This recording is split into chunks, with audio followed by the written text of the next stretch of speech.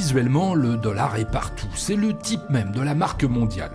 Il n'est aucun endroit sur la planète où un billet de 20 $ ne sera pas reconnu pour ce qu'il est. Psychologiquement, c'est beaucoup plus qu'un simple moyen de paiement, presque le symbole universel de l'enrichissement.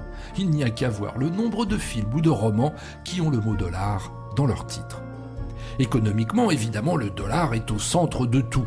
Pour certains, il est le symbole de l'efficacité économique des États-Unis, pour d'autres, celui de leur impérialisme. Bref, quand le dollar tousse, c'est le monde qui s'enrhume. Voici donc, raconté par ceux qui l'étudient, qui y participent ou qui en sont les spectateurs, l'une des plus extraordinaires sagas économiques du monde moderne. Celle de la montée en puissance du dollar, devenue en moins de 2 siècles la monnaie du monde. Avec aujourd'hui une question, cette ascension va-t-elle se poursuivre à l'infini ? Ou bien, au contraire, le monde est-il en train de changer et avec lui, le destin de la monnaie américaine ?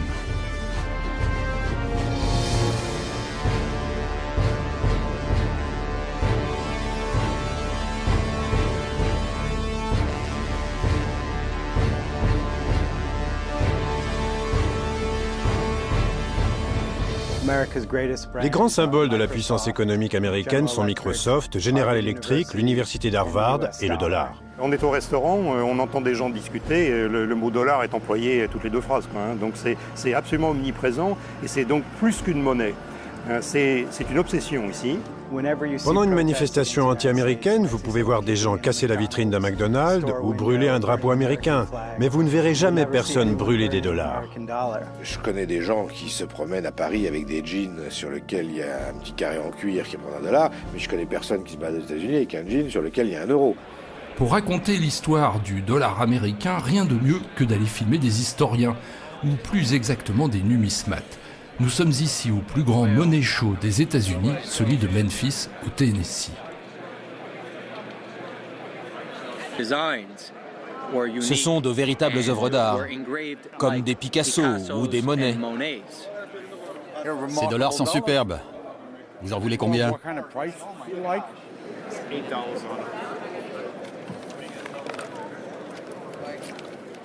Quand on crée un tout nouveau pays, il faut aussi inventer une nouvelle monnaie. Les États-Unis ont voulu tout de suite faire quelque chose de différent en adoptant d'emblée le papier-monnaie. Vous pouvez suivre l'évolution de notre pays en observant le changement de style des billets de banque. Les gens les collectionnent en espérant qu'ils prennent de la valeur.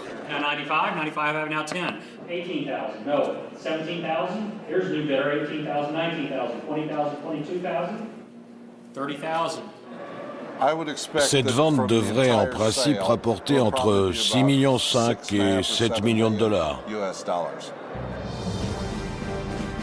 Quand la jeune République américaine débute dans la vie le 4 juillet 1776, date de la signature de la Déclaration d'indépendance, elle a tout de suite des problèmes d'argent. Car le colonisateur anglais n'accepte pas d'être ainsi rejeté. Il faut donc lui faire la guerre pour le bouter hors du pays. Ce qui, même avec l'aide des Français du marquis de Lafayette, coûte cher. Alors, pour financer la guerre, les dirigeants du pays ont une idée géniale, créer une monnaie de papier. Au moment de la guerre d'indépendance contre la Grande-Bretagne, nous avons commencé à émettre ces billets de banque. C'est ce qu'on appelle la monnaie continentale du nom du Congrès continental qui réunissait les colonies voulant l'indépendance. Pour la première fois, on peut lire sur ces billets le mot « dollar ». Mais d'où vient-il ? L'histoire du dollar ne commence pas en Amérique, mais en Europe centrale. Au XVe siècle, il y avait d'importantes mines d'argent dans la vallée de Saint-Joachim, qui est aujourd'hui en République tchèque. On frappait donc ces pièces à proximité et on leur donna le nom de Joachim Thalers, ce qui veut dire en provenance de la vallée de Saint-Joachim. Plus tard, Joachim Thaler fut abrégé en Thaler et devint le terme générique pour désigner toutes les pièces d'argent de ce type. Et au final, par déformation, Thaler donna naissance au mot dollar. Quant au signe dollar, il semble lui aussi avoir des origines lointaines. Voici une autre pièce d'origine américano-espagnole. Laissez-moi vous montrer quelque chose. Là, vous avez deux globes et deux piliers qui symbolisent l'union de l'ancien et du nouveau monde. On pense que c'est ce motif qui a inspiré le signe dollar, surtout les deux piliers représentant les colonnes d'Hercule et le ruban qui serpente autour. La guerre contre les Anglais gagnée, les États-Unis s'attaquent à l'organisation administrative et politique du pays. On rédige la célébrissime Constitution et George Washington devient le premier président des États-Unis. Son portrait orne depuis tous les billets de $1. Il choisit comme ministre des Finances un ancien banquier, Alexander Hamilton, qui lui de nos jours a droit au billet de $10. Hamilton veut créer une banque centrale, fédérale et nationale qui serait la seule à pouvoir imprimer des dollars. Il est convaincu que c'est indispensable au développement du commerce et de l'industrie.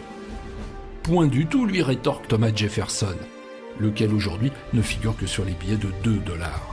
Pour Jefferson, la banque centrale est de trop, car la vocation du pays est de rester décentralisée et agricole. Pour en apprendre davantage, le plus simple est de ressusciter les protagonistes. Messieurs, bonjour, merci d'être avec nous aujourd'hui. Vous m'entendez? Oui, je vous entends. Monsieur Jefferson? Bonjour, enchanté. Alors, monsieur le ministre, pourquoi créer une banque centrale? Notre dette s'élève à 80 millions de dollars, une somme impressionnante, je sais. La création d'une banque centrale nationale est absolument nécessaire pour soutenir et stabiliser notre monnaie. Grâce à elle, on pourra emprunter en cas de besoin. Nous serons aussi beaucoup plus crédibles aux yeux du reste du monde. Il faut vraiment avoir l'esprit mal tourné pour considérer que tous ceux qui veulent une industrie et une économie prospères et bien organisées sont par définition des gens malhonnêtes et corrompus. Je ne prône évidemment pas la pauvreté. Je crois simplement qu'il faut faire attention à ce que l'argent public soit distribué de manière équitable. Il faut veiller à ce qu'il travaille au bénéfice de tous et pas seulement pour une minorité de privilégiés. L'affaire se termine par un compromis. En 1791, on installe dans cet immeuble de Philadelphie la première banque centrale fédérale du pays. Malheureusement, ce n'est qu'un fantôme de banque centrale, car elle n'a pas le droit d'imprimer des dollars. En plus, les opposants à son principe même obtiennent sa fermeture au bout de 20 ans. Bref, quand la conquête de l'Ouest débute, le pays n'a pas de banque centrale. Le gouvernement fédéral ne fait que donner son agrément à des banques privées locales pour qu'elles impriment leurs propres dollars. Question, quelle monnaie avaient en poche les cow-boys pour se payer un whisky et que trouvaient au fond du coffre les malfaiteurs venant d'attaquer les trains? Réponse, pour les pièces, à peu près n'importe quoi. Par exemple, des monnaies d'or ou d'argent frappées au Mexique. Pour les billets, c'est encore plus compliqué. Pendant la première moitié du 19e siècle, les États-Unis n'avaient pas de monnaie nationale. Des centaines de banques privées locales pouvaient imprimer des milliers de billets différents. Vous avez environ 8000 banques qui émettent chacune en moyenne 8 coupures différentes. Vous arrivez comme ça à un total de plusieurs dizaines de milliers de billets différents. Le tout à l'usage d'une population qui n'a pas l'habitude des documents imprimés, sauf peut-être de la Bible. Comment voulez-vous que les gens s'y retrouvent et distinguent les vrais billets des faux? En 1860, il y a encore environ 10 000 types de dollars différents en circulation. C'était une époque de rêve pour les faux monnayeurs, surtout les faux monnayeurs malins. Aujourd'hui, fabriquer de la fausse monnaie consiste à imiter au mieux la vraie. Mais avec des milliers de billets de banque différents en circulation, les faussaires intelligents ont vite réalisé que ce n'était pas la peine de se compliquer la vie à copier des billets existants. Il était beaucoup plus malin de créer des banques fictives et les billets qui vont avec. Ça s'est souvent produit à cette époque. Pour tout compliquer, les banques et les faussaires ne sont pas les seuls à s'y mettre. Des compagnies de chemin de fer, des hôtels et même des commerces impriment eux aussi leurs propres dollars. Imaginez un peu. Vous vous rendiez dans un magasin de Philadelphie, par exemple, et vous essayez de payer avec un billet d'$1 émis par une banque du Tennessee. Immédiatement commençait une discussion avec le commerçant sur la valeur de ce billet.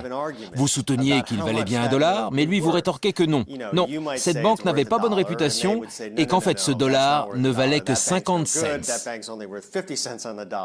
Vous vous rendez compte de la situation aujourd'hui si à chaque fois que vous allez dans un grand magasin, vous deviez discuter avec le caissier de la valeur des billets que vous lui proposez?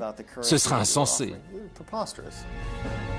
Le système est donc en crise quand survient la guerre de sécession qui oppose l'Union au nord à la Confédération au sud. Les nordistes étaient à court d'argent et devaient payer leurs soldats. Il leur fallait absolument trouver de l'argent. Le plus simple quand on n'a pas d'argent, c'est d'en fabriquer. Alors, un peu comme George Washington un siècle plus tôt, Lincoln décide en 1863 de tout remettre à plat. Oui, je vous entends, monsieur, et c'est un plaisir d'être avec vous. Plus question de laisser n'importe qui imprimer des dollars. Non, je pense qu'il faut standardiser la monnaie de ce pays. Il n'y a que le gouvernement fédéral et une banque centrale qui puissent faire ça.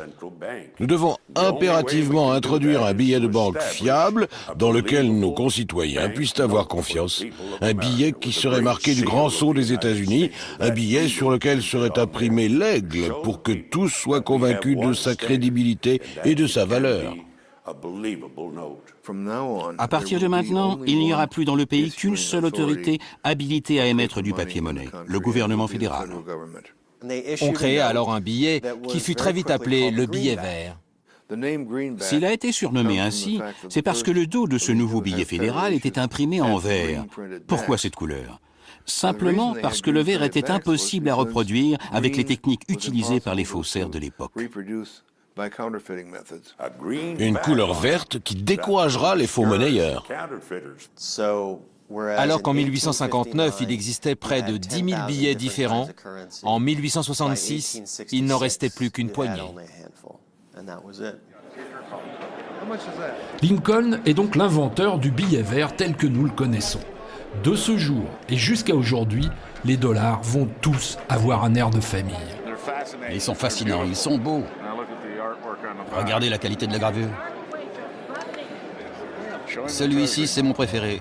Ah, pas tout à fait, non, c'est celui-là mon favori. Si vous regardez de près ces dollars du 19e siècle, vous verrez qu'ils portent tous une mention faisant référence à l'or. C'est ce qu'on appelle le gold standard, les talons or. C'est-à-dire que la banque centrale s'engage à payer à tout porteur d'un billet sa contre-valeur en or.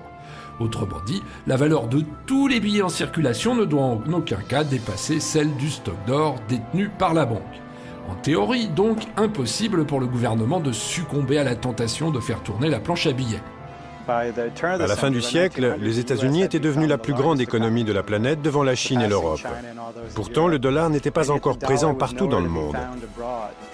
L'industrie tourne à plein régime, la bourse ne cesse de monter, et les gens empruntent pour acheter des actions.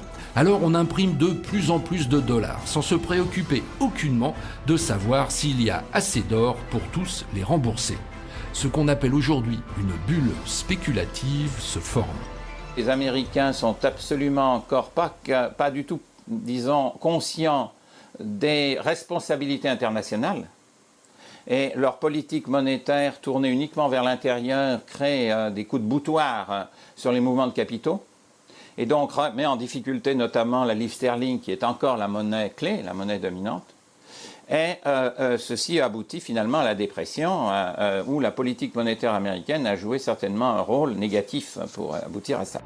La bulle spéculative éclate le jeudi 24 octobre 1929. La bourse s'effondre, les gens se précipitent dans les banques pour échanger leurs dollars contre de l'or. Après tout, ils y ont droit, c'est marqué dessus. Évidemment, les banques ne peuvent pas payer tout le monde, on doit les fermer. En quelques semaines, c'est le chaos économique et le début de la Grande Dépression qui mettra des millions d'Américains au chômage. Si les marchés financiers sont livrés à eux-mêmes, leur tendance naturelle est de toujours aller aux extrêmes, comme dans les années 30 quand le système financier s'est effondré.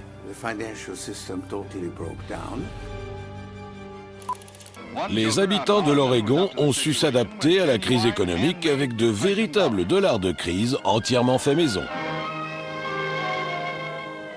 Des dollars qui s'étirent comme l'inflation, garantis pour durer.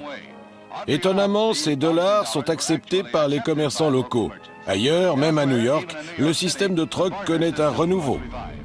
Les choses commencent à s'arranger avec l'élection du démocrate Franklin Roosevelt à la présidence en 1933. La machine économique repart, mais voilà, 1933 est aussi la date de l'élection d'un autre chef d'État, Adolf Hitler, en Allemagne.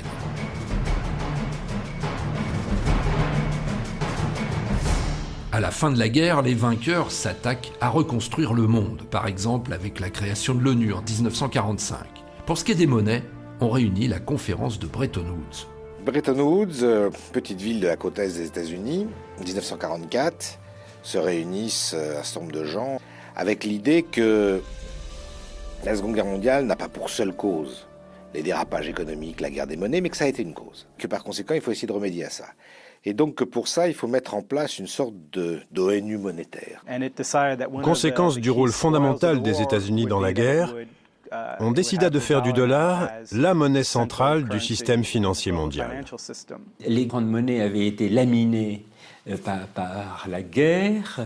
Tous nos pays étaient endettés vis-à-vis des États-Unis qui avaient financé leur reconstruction. La livre sterling n'existait pas ou peu, le franc français non plus. 44 pays signèrent ces accords, pratiquement tous les principaux pays du monde libre. L'Union soviétique fut sollicitée mais choisit de ne pas signer. Ce fut un événement sans précédent. Bretton Woods met en place ce qu'on appelle un système de change fixe. La valeur du dollar est fixée à 35 $ l'once d'or, c'est-à-dire que le gouvernement américain s'engage à remettre une once d'or à toute banque centrale qui présentera 35 $ à son guichet.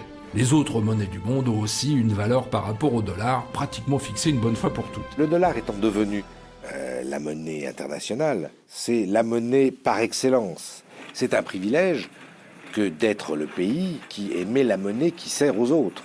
Pourquoi ? Parce que comment est-ce qu'ils financent leur déficit ? Comme tous les autres pays, d'abord avec leur propre monnaie, puis ensuite ils arrivent au bout, les autres pays ils peuvent plus, et ils sont obligés de le financer avec du dollar, avec de l'or, et ils en ont plus ou moins, et quand ils en ont plus, ils sont bien obligés de limiter leur déficit. Donc dans tous les pays, il y a une sorte de mécanique automatique de limitation du déficit, parce que tout simplement on ne peut plus le payer, sauf pour les États-Unis, puisqu'ils financent leur déficit uniquement avec leur propre monnaie. Donc on pourrait presque dire, en reprenant une image qui est un peu trompeuse, mais qui est évocatrice et que tout le monde connaît, qu'il y a la planche à billets qui tourne et que par conséquent, c'est facile de financer son déficit. Dans les années 50, les États-Unis déversent des monceaux de dollars sur le reste du monde. D'abord au titre de l'aide à la reconstruction. C'est le fameux plan Marshall. Les pays de l'Europe de l'Ouest viennent de ratifier un document essentiel. Le plan Marshall a reçu leur feu vert. En résumé, l'accord de Paris donne mission à l'Amérique de fournir une fois de plus des munitions à ses alliés. Mais cette fois-ci, ce sont des munitions pour la paix sous forme de nourriture, de matériel et de dollars. En tout, plus de 17 milliards de dollars. Puis, dans les années 60, les États-Unis commencent à se payer le monde. Ils investissent massivement à l'étranger tout en faisant face aux dépenses militaires de la guerre du Vietnam. Ils payent évidemment tout en dollars. Nous investissions plus à l'étranger que le reste du monde n'investissait aux États-Unis. Alors nous affichions un déficit de quelques milliards de dollars. C'était minuscule par rapport à celui d'aujourd'hui. Mais bon, ça en énervait certains. Le président de Gaulle fut l'un des premiers à émettre publiquement des critiques. Comme il l'a dit dans les années 60, en tant que monnaie du monde, le dollar et les États-Unis disposaient d'un privilège exorbitant. Ce fait entraîne les Américains à s'endetter, et à s'endetter gratuitement vis-à-vis de l'étranger, car ce qu'ils lui doivent, ils le lui payent avec des dollars qu'il ne tient qu'à eux d'émettre, et non pas avec de l'or qui a une valeur réelle qu'on ne possède que pour l'avoir gagné et qu'on ne peut transférer à d'autres sans risque et sans sacrifice. L'hiver 64-65, la France a pris une attitude plus agressive qui s'est prolongée après 65, qui consistait à faire des conversions de dollars en or. Alors la France l'a fait avec une certaine publicité. Les Allemands en ont fait autant, mais sans le dire. Et donc les avoirs en or des États-Unis ont commencé à baisser. À ce stade, nous avions émis tant de dollars que seuls 20% des sommes détenues par les banques centrales étrangères étaient couvertes par nos réserves d'or. On craignait une perte de confiance en l'économie américaine qui provoquerait une panique bancaire. On avait peur que tous les pays exigent en même temps la conversion de leurs dollars en or. Ça aurait provoqué un désastre financier mondial. Le général de Gaulle a décidé de rapatrier l'or français des États-Unis, qui est déposé à la Banque fédérale de réserve. Alors ça a fait... C'est une affaire tout à fait simple et technique, mais ça a fait du bruit politiquement. Alors, le général de Gaulle me demandait, est-ce que on rentre, l'or revient? J'ai dit, oui, mon général me le ramenait, non, bien sûr. Il m'a dit, mais il faudrait aller plus vite. Écoutez, il faudrait décider qu'on envoie le Colbert, qui était notre seul croiseur à l'époque, on envoie le Colbert à Fort Knox, et puis voilà, on change l'or, on le rapatrie. Je dis, écoutez, moi, je reste. On peut vous dire qu'il n'en est pas question. L'arrivée aux États-Unis d'un navire de guerre français qui viendrait charger l'or pour vous créer un incident majeur, et on a renoncé à ce projet. Les Américains auraient d'autant plus mal réagi qu'ils estiment rendre un service essentiel au reste du monde. Nous, Américains, nous sommes ceux qui fournissons la liquidité au monde entier. Nous faisons de l'intermédiation financière, nous faisons fonctionner le système financier mondial parce que nous avons une compétitivité financière que les autres n'ont pas. Pour ce service-là, eh bien, le dollar, s'il a un problème, il a un problème des autres et pas d'une autre. Ça, c'est une allusion à une phrase célèbre prononcée par le ministre des Finances américain John Connolly. Aux Européens qui se plaignaient de sa politique monétaire, il a un jour froidement rétorqué « Le dollar est notre monnaie, mais votre problème ».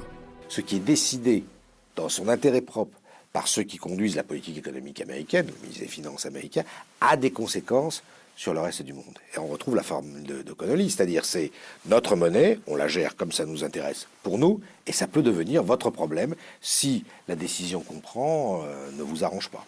John Connolly n'était pas un spécialiste du sujet. Enfin, c'est un homme politique, c'est un Texan. Vous savez qu'il était dans la voiture du président Kennedy quand celui-ci a été assassiné. Et un homme âgé, environ 1m95. Hein. Et alors il était assez désinvolte. Et il croyait que dans le monde monétaire, on pouvait un peu traiter les gens par-dessus la jambe. Il cultivait une certaine brutalité typique des Texans. Et il leur a dit « Écoutez, si vous voulez continuer à bénéficier du soutien militaire américain face à la menace soviétique, c'est vous, les gars, qui allez devoir faire baisser vos monnaies. C'est à prendre ou à laisser. Il n'y a que comme ça que nous pourrons réduire notre déficit. » On arrive à la suppression du système de Bretton Woods par un coup de force, qui est celui que Nixon fait au 15 août 1971 et qui va décider de couper tout lien avec l'or et de faire du dollar une monnaie flottante. Quand on est en système de change flottant, on est dans un système complètement différent, où c'est précisément l'offre et la demande de chacune des monnaies sur le marché mondial qui fait les prix. America today has the best opportunity in this century to achieve two of its greatest ideals, to bring about a full generation of peace and to create a new prosperity without war. I have directed Secretary Connally to suspend temporarily the convertibility of the dollar into gold or other reserve assets. The effect of this action, in other words, will be to stabilize the dollar. Now, this action will not win us any friends among the international money traders. On vivait dans l'idée que les monnaies étaient stables, que les grandes monnaies étaient stables, et que quand il y avait des changements, c'était des changements malheureux de petites monnaies ou de monnaies secondaires, mais que la monnaie, la grande monnaie, qui était le dollar, était totalement stable. C'était la culture dominante. Ce fut une grande surprise, même pour ceux qui, comme moi, étaient proches du pouvoir. Seules quelques personnes du gouvernement étaient au courant. Kissinger, par exemple, n'en faisait pas partie. À l'époque, il était en pleine négociation au sujet du Vietnam. Le cercle des initiés était très restreint. Les marchés financiers ont été totalement pris au dépourvu.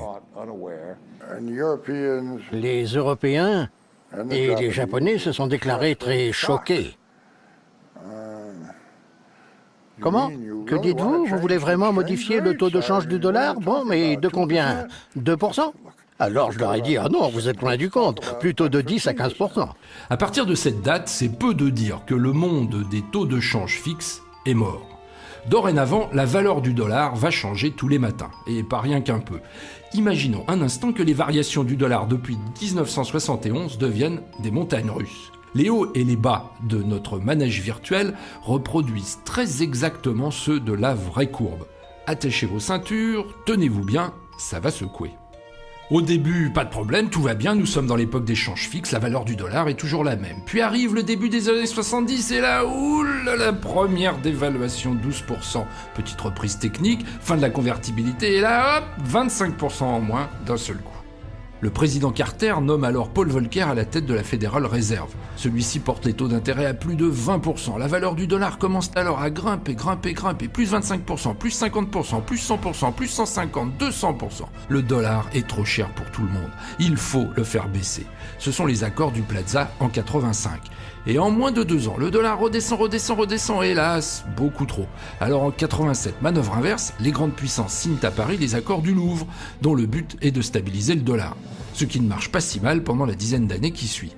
Puis, c'est la période de prospérité des années Bill Clinton qui le font remonter avant que 11 septembre 2001, guerre d'Irak et bateaux d'intérêt ne le fassent de nouveau plonger. Ouf! Essayons d'expliquer le pourquoi du comment d'une seule de ces montagnes, la plus haute, celle-ci. Nous sommes en 1979, l'économie américaine est en crise, le dollar est au plus bas et l'inflation au plus haut, pas loin de 15% de hausse des prix par an. Il faut absolument faire quelque chose. Alors le président Carter appelle cet homme, Paul Volcker, aux commandes de la Banque centrale américaine, la Fed.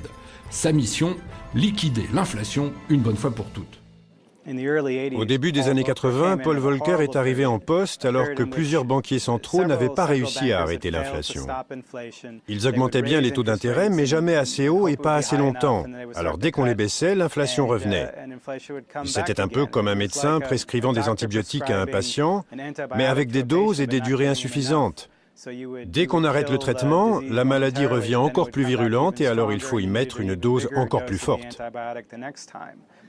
La Réserve fédérale dut augmenter ses taux d'intérêt, comme l'a dit Helmut Schmidt, au niveau le plus élevé depuis Jésus-Christ.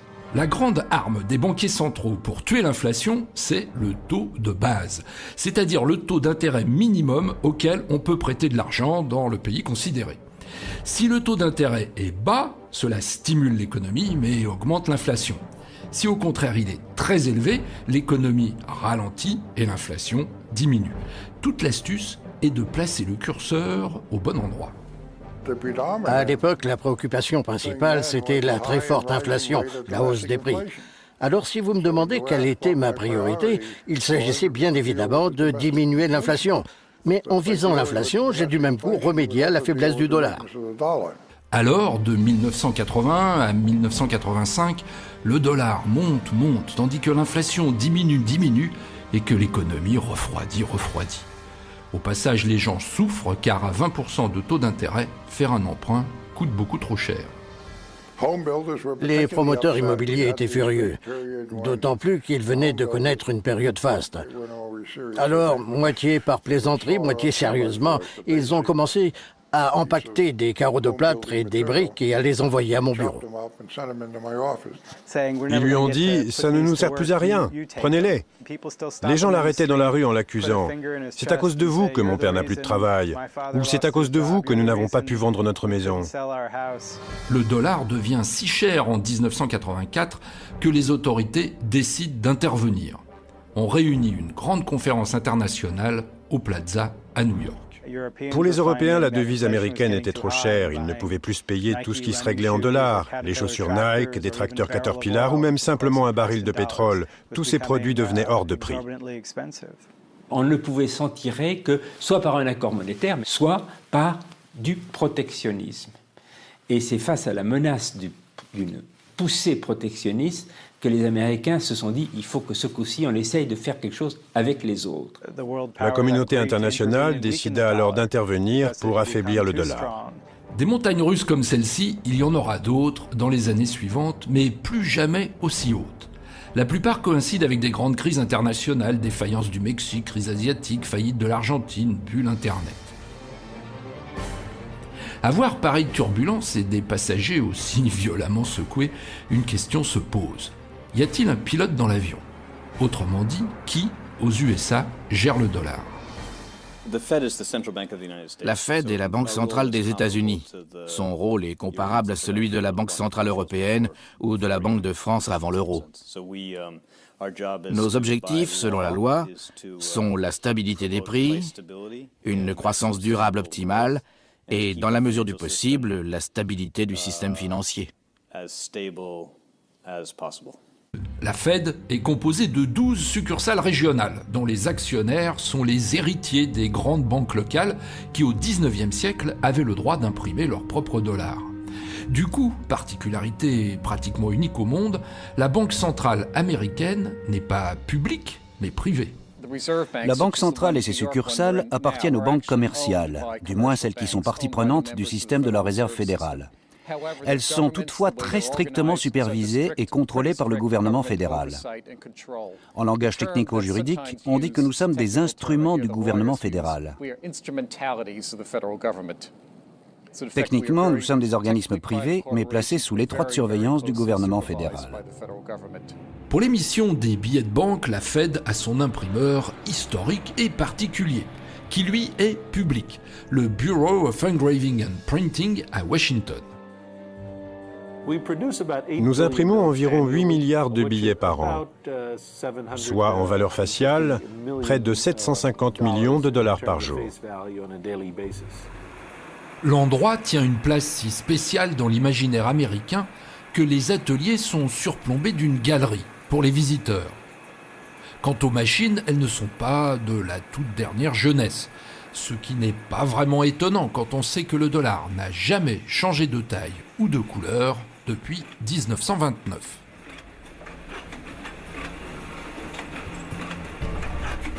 Chaque jour, ce sont 22 tonnes de billets tout neufs, craquants, qui sortent de cette imprimerie pour être distribués à travers tout le pays par tout un réseau de sous-traitants. Les États-Unis présentent la particularité d'être un pays particulièrement cash. Pratiquement 1 dollar sur 10 est représenté par un billet physique et palpable. Donc les 9 autres ne sont que des chiffres tapis au fin fond des ordinateurs des banques. 1 sur 10, ça paraît peu, mais c'est le double de la livre anglaise, du yen ou de l'euro, qui n'ont jamais dépassé 5% de leur masse monétaire en billets. En plus, contrairement à ce qu'on aurait pu imaginer, il n'y a pas de moins en moins de billets en circulation, mais de plus en plus, malgré l'avènement des cartes de crédit.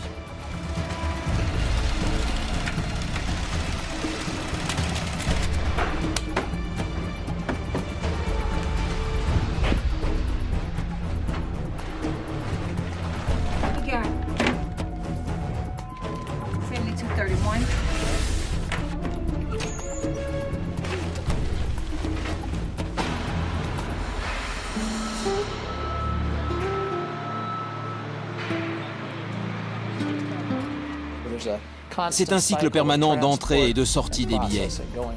En un mois, près de 10 milliards de dollars transitent par notre organisation. Cette présence particulièrement lourde des billets aux USA a 2 raisons principales. La première est purement nationale. Près de 15% des foyers américains n'ont pas de compte en banque. Leurs transactions ne se font qu'en liquide. Pour la plupart d'entre eux, c'est le seul moyen de paiement disponible. Donc, avec ses multiples usages, le liquide est toujours très important. Tout le monde en a encore besoin. L'autre raison du grand nombre de billets en circulation est une conséquence du statut de monnaie internationale du dollar. En termes de valeur faciale, il y a plus de 777 milliards de billets en circulation, dont plus de 512 milliards sont détenus en dehors des frontières des États-Unis. La grande majorité des billets circulant à l'étranger sont utilisés comme une réserve de sécurité par des gens qui souhaitent pouvoir disposer de fonds en cas d'urgence. D'où la nécessité d'être prudent et de ne rien changer trop brusquement. La conception d'un nouveau billet est un processus très compliqué. Notre premier objectif est de le sécuriser. Nous essayons de le rendre très difficile à imiter en superposant un maximum de dispositifs de sécurité. Puis nous demandons à nos graphistes de créer un style et des motifs qui intègrent ces éléments de sécurité. Tout ceci prend beaucoup de temps. Nous venons de sortir un nouveau billet de 5 $. Il nous a fallu un peu plus d'1 an, ce qui est très rapide. Alors, révolution extraordinaire, le billet vert n'est plus complètement vert. On y a mis un petit peu de couleur. Nous sommes à la cérémonie du lancement du nouveau billet de 5 $, et là, derrière, c'est la maison de campagne d'Abraham Lincoln, le père du billet vert. Cette nouvelle série de billets colorés a été introduite en 2003. Le nouveau billet de 5 $ en fait partie.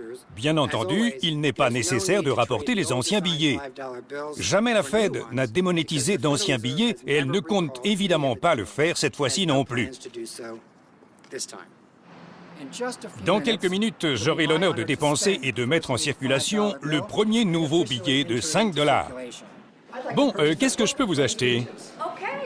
Nous avons ce livre-là, Recueil des grands discours. Parfait. Je crois que j'ai un nouveau billet de 5 $. Oui, le voilà. Oh, celui avec de nouvelles protections.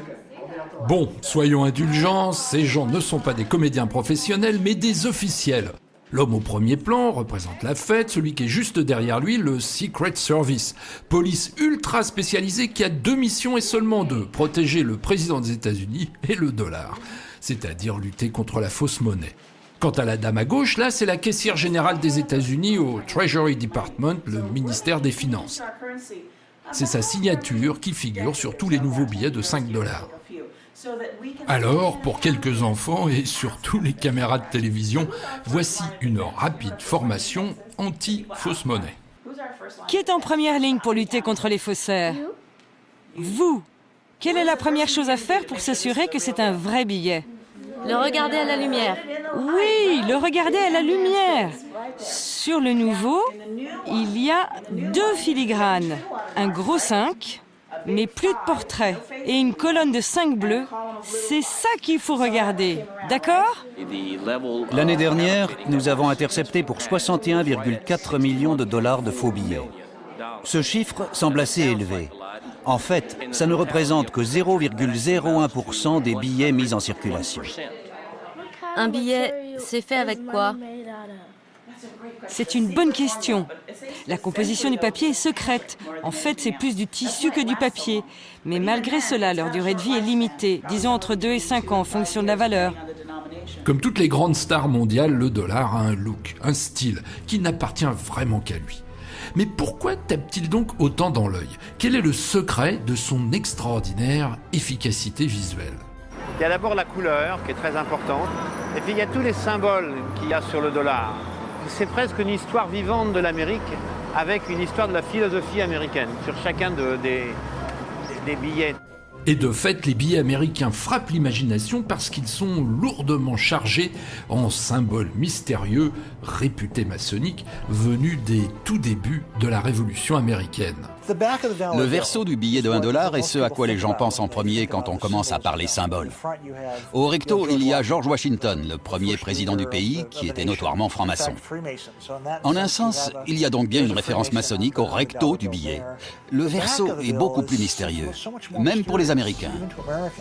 Au verso sont reproduites les 2 faces du grand sceau des États-Unis, dessinées à la fin du XVIIIe siècle par un comité où siégèrent entre autres Thomas Jefferson, John Adams et Benjamin Franklin. Beaucoup de gens sont absolument persuadés que ces sceaux, ces symboles, ont un sens occulte, caché. Par exemple, nombreux sont ceux qui comptent les plumes de l'aigle. Il y en a exactement 33. Les adeptes de la théorie du complot constatent que ce chiffre de 33 est celui du nombre de grades dans la franc-maçonnerie de rite écossais. Le 33e degré en maçonnerie est quelque chose d'assez connu aux États-Unis. De nombreux Américains d'extrême droite voient dans cette coïncidence quelque chose de menaçant, comme le signe d'un immense complot manipulé par une élite occulte cherchant à dominer le monde. Pourtant, sur les 56 signataires de la Déclaration d'indépendance, seulement 9 sont francs-maçons. George Washington et Benjamin Franklin l'étaient, mais pas Thomas Jefferson ou John Adams. Je ne crois pas que le lien soit à rechercher dans une conspiration des francs-maçons pour manipuler la Révolution américaine, mais plutôt tout simplement que les idéaux de la Révolution, comme ceux de la franc-maçonnerie, ont les mêmes racines philosophiques, celles du siècle des Lumières. L'inspiration esthétique du billet vert est donc plutôt à aller chercher du côté d'une passion commune des hommes du 19e siècle pour l'ésotérisme, le symbolisme chrétien ou même l'égyptologie, comme en atteste le verso du Grand Sceau. La Grande Pyramide est le symbole de l'Égypte ancienne. L'idée ici est que les pyramides sont toujours là, siècle après siècle, et que c'est ce que feront les États-Unis. Voilà pour la pyramide. Quant à l'œil qui est juste au-dessus, il figure l'omniscience de Dieu. C'est un symbole qui remonte à des centaines d'années. Ici, il s'agit d'affirmer que Dieu veille sur la nouvelle nation américaine. Le dollar entretient d'ailleurs avec Dieu des rapports si étroits que, particularité unique dans le monde occidental, il se place explicitement sous sa protection. C'est la fameuse devise « In God we trust », notre confiance est en Dieu, qui intrigue tellement les non-américains. Le peuple américain a toujours été très religieux. C'est une réalité auquel le gouvernement a toujours rendu hommage d'une façon ou d'une autre. En 1861, au début de la guerre de sécession, un pasteur de Pennsylvanie a écrit une lettre devenue célèbre au secrétaire du Trésor, un homme du nom de Salmon Chase. Dans cette lettre, il lui écrivait que le pays s'était engagé dans une terrible guerre contre lui-même et qu'il avait donc grand besoin de la providence divine, de l'aide de Dieu. Ce pasteur implorait le secrétaire au Trésor de trouver un moyen de rendre grâce à Dieu. Un haut fonctionnaire fut chargé d'imaginer plusieurs devises. Il en proposa 4 ou 5, dont d'ailleurs aucune n'était « In God we trust ». Il les envoya à Chase, qui les étudia, et finit par en combiner plusieurs pour obtenir « In God we trust ». Dans les années 1930, cette devise était sur toutes les pièces de monnaie.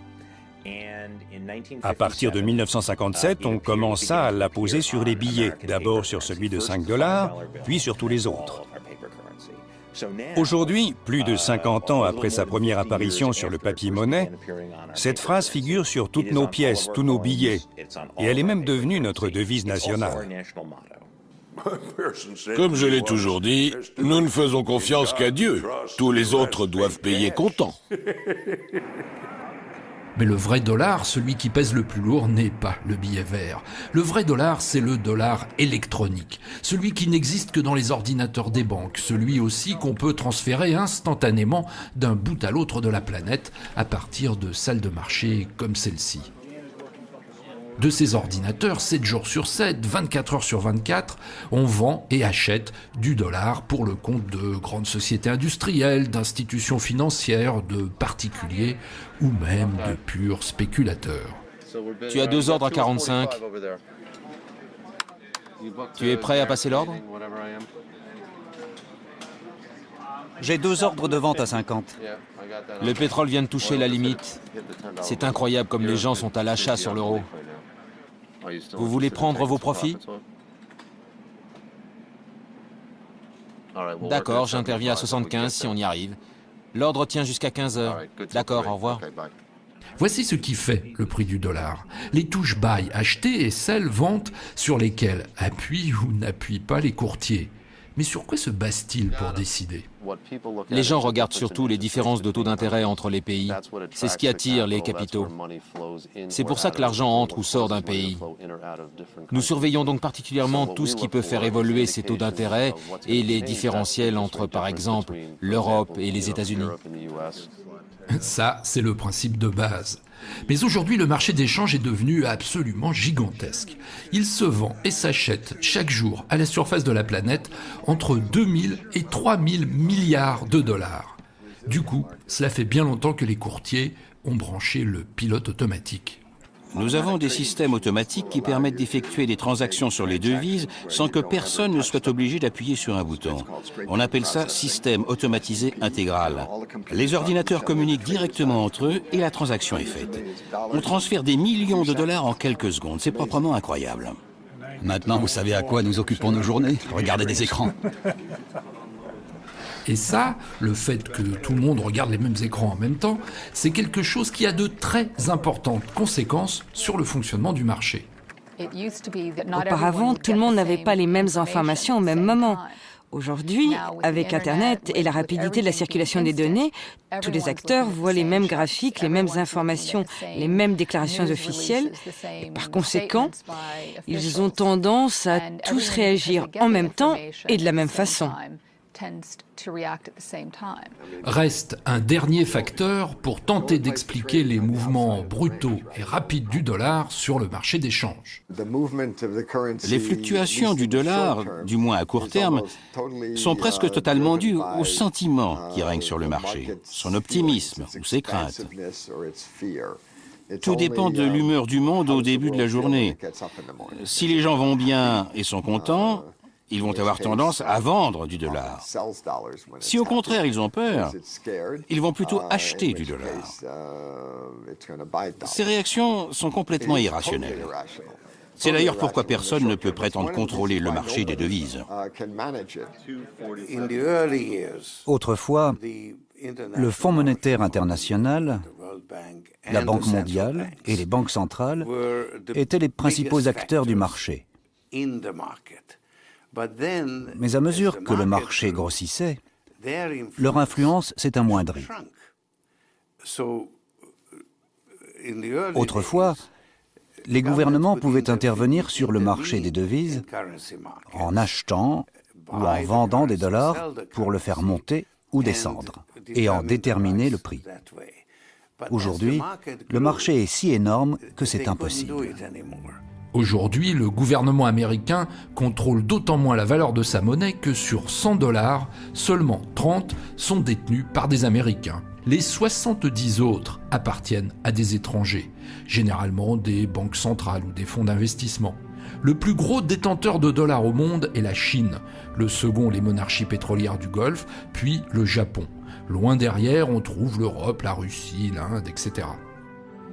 Nous sommes ici à Bahreïn, dans le Golfe Persique. On estime que les États pétroliers de la région détiennent dans leur coffre un bon quart de tous les dollars existants à la surface de la planète. Aujourd'hui, le cheikh Mohammed Al Khalifa inaugure une conférence-exposition très particulière. Son thème, dollars ou euros, quel choix pour la région. Les exposants sont les délégués des grandes sociétés de courtage et d'investissement de Londres ou de New York. Les visiteurs, leurs clients potentiels, aux fonctionnaires locaux, cadres dirigeants ou même riches particuliers. Le dollar a ici beaucoup plus d'importance que dans le reste du monde. C'est la conséquence d'une rencontre fameuse entre le roi Ibn Saoud d'Arabie et Franklin Delano Roosevelt en 1945 sur un navire de guerre américain ancré près de la mer Rouge. Négociation entre égaux ou pur impérialisme, les États-Unis prirent à ce moment-là l'engagement de protéger la péninsule arabique en échange de l'accès à son pétrole. Depuis cette date, le pétrole est toujours facturé en dollars et la monnaie des États du Golfe est liée à la devise américaine par un taux de change rigoureusement fixe. Pas étonnant donc qu'en marge de l'exposition se tienne un colloque auquel on a invité des économistes américains spécialistes des fluctuations du billet vert. Depuis la Seconde Guerre mondiale, les États-Unis sont la plus grande économie du monde et le dollar est la principale monnaie de réserve mondiale.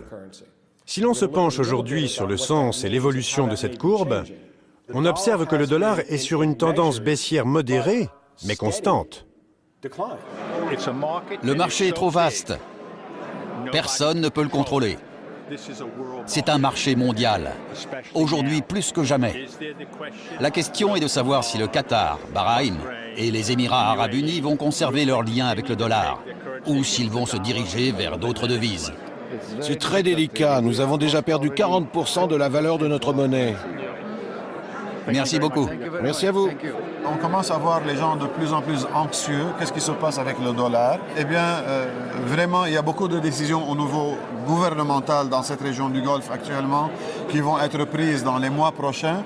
Déjà, on a vu le Koweït comme premier pays qui vient de vraiment libérer sa monnaie en contrepartie avec le dollar américain. Et il se peut que nous voyons très prochainement d'autres pays à suivre le Koweït dans cette affaire-là. Est-ce que c'est maintenant la fin du dollar américain? C'était le bon papa de la région. Et vous savez, on a du chagrin à perdre le bon papa. Mais ça ne veut pas dire que nous allons abandonner le dollar. C'est le marché qui va nous indiquer vers où aller. Nous nous orienterons peut-être vers l'euro, le dollar, une autre devise ou même des matières premières. Les Européens et le monde en général ont été dépendants du dollar pendant les 100 dernières années pour une raison toute simple. Il n'y avait pas de concurrents. C'est une situation qui a complètement changé avec la création de l'euro. Ce qui se passe depuis 10 ans du côté de Francfort, siège de la Banque Centrale Européenne, a-t-il vraiment tout changé du paysage monétaire? Le roi dollar, le dieu dollar, est-il en passe d'être détrôné par l'euro? Je crois que l'euro a toutes les chances d'équivaloir au dollar comme monnaie de réserve mondiale, voire de le dépasser. C'est un succès prodigieux des Européens. Si l'euro était plus militant, enfin cherchait à être plus militant, il détrônerait probablement assez vite le dollar. L'euro n'a pas été créé contre le dollar des États-Unis, l'euro n'a pas été créé contre aucune monnaie ni contre personne. La finalité américaine, je ne le dis pas de façon trop simplificatrice, mais c'est un impérialisme, c'est la puissance du monde. Hein. Ce n'est pas notre finalité. Nous ne voulons pas gouverner le monde. Nous l'avons fait au XIXe siècle, en partie d'ailleurs. Mais maintenant, ce n'est plus du tout notre mission. Alors, puisque l'euro concurrence le dollar, mais sans vouloir ni pouvoir le remplacer complètement, comment peut-on imaginer l'avenir monétaire de la planète? Je crois que nous allons vers une situation dans laquelle il y aura ce grand ensemble nord-américain. Il y aura visiblement un grand ensemble chinois. Il y aura un grand ensemble indien. Et il y aura peut-être un grand ensemble européen. Je crois qu'à mesure que le temps passe, il est probable que le système va évoluer de telle manière que la position du dollar deviendra moins exceptionnelle. Je crois que ce sera quelque chose de parfaitement naturel et sain pour l'économie mondiale. Le mot de la fin par Paul Volcker qui a sorti pour l'occasion sa boule de cristal. Je vais vous dire deux choses. La première, c'est que le monde vivra beaucoup mieux quand il y aura une monnaie unique pour toute la planète. La deuxième, c'est que je ne serai plus là pour le voir. Et sans doute vous non plus, d'ailleurs.